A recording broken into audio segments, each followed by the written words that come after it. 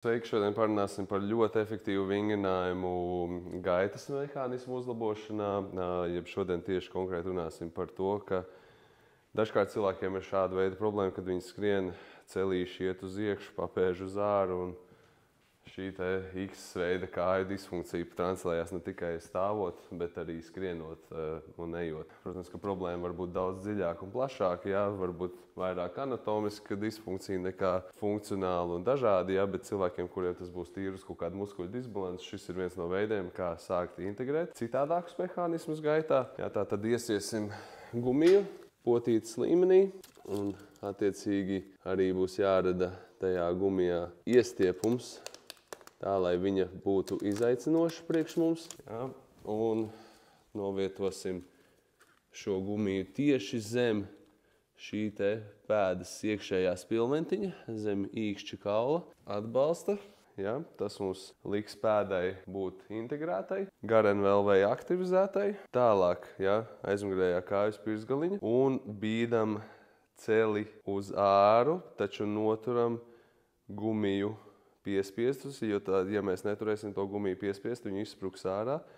Bīdam celi uz āru, tas stimulēs apakšstilba iekšējo rotāciju, kas parasti pietrūkst. Cilvēkos ar X veidu stāju, X veidu gaitu. Jutīsim, kā aktivizējās sēžas muskulis, jutīsim, kā aktivizējās visi pēdas garenvelve.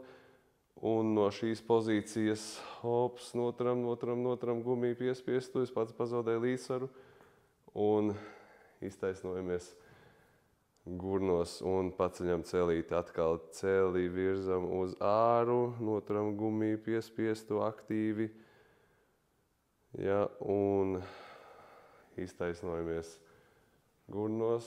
Ja vajag kādu nūju sākumā pieturēties. Ja, šis ļoti integrējoši, ļoti gurnus stimulējoši. Arī man šobrīd pildot, es jūtu, kā visa pēda, visa apakšstilps, visa ieguņa līnija strādā ļoti aktīvi.